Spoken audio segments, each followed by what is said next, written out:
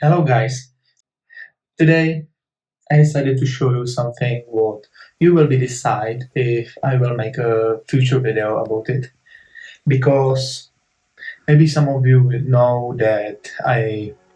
got married last year, and me and my wife we decided to have a wedding invitation from acrylic, but we want to laser engrave the data on it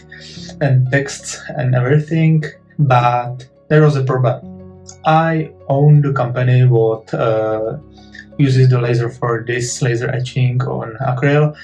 and I think that the guy to which I sold this company will be able to do it for me, but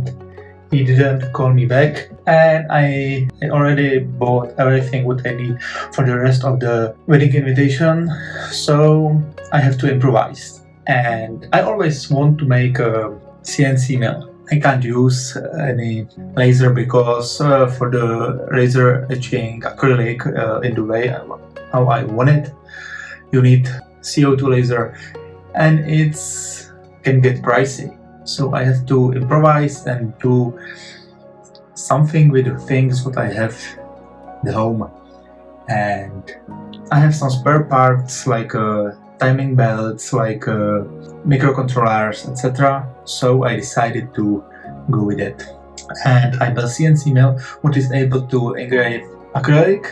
but in a really slow way, because if I use the more force, timing belts will skip, so I have to make it a little bit slow. But I was able to do something like 50 of the invitations on this machine, and now it's just taking space in my apartment, so I'm going to make the one final invitation for us, like a memory, and after that I'm going to disassemble this thing. But if you want to see how to build something like that in your home with your 3D printer, and I saw plenty of videos about this on the YouTube, but if you want to see one from me with the description, with the models and everything, just hit like on this button, share it, hit subscribe, and I'm going to make one better CNC mill from 3D printer, and you will be able to mill